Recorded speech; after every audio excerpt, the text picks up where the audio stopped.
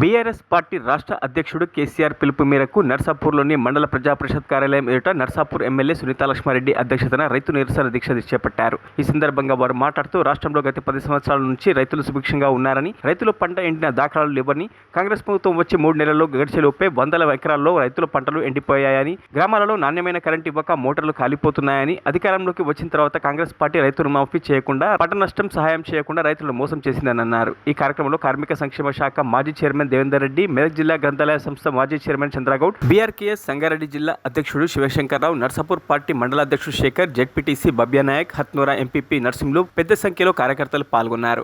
మన సమావేశంలో కూడా చాలా ప్రాంతాల్లో మనం చూస్తా ఉన్నాం. నీళ్లు, తాగునీటికి సంబంధించి ఏదైతే ఉందో మిషన్ భగీరథ ద్వారా ఇంటింటికి నల్లా కనెక్షన్ ఇచ్చి తాగునీటి సమస్య లేకుండా చూసినాం.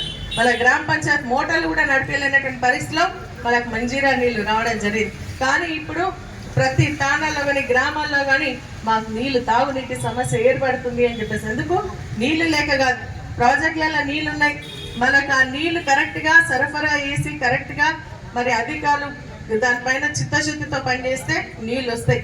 ఈ రోజు కూడా నాకు ఒక తాండా నుంచి రైతు ఫోన్ చేయడం జరిగింది, మాకు తాగునీళ్ళు వస్తలేమో, 3 రోజులకు ఒకసారి మంజీరా నీళ్ళు వస్తా ఉన్నాయి, మాకు బోర్లు మోటార్లు అన్నీ కూడా ఎండిపోయినాయి అని చెప్పేసి చెప్తా ఉన్నారు. ఎందుకు ఇటువంటి పరిస్థితి వచ్చిందంటే మీకు చేతగాక కరెక్ట్గా నిర్వహణ లేకపోవడం వల్లే ఈ రోజు తాగునీటి కూడా కటకట మన గ్రామాల్లో ఏర్పడుతుంది అని చెప్పేసి కూడా నేను తెలియజేస్తా ఉన్నా.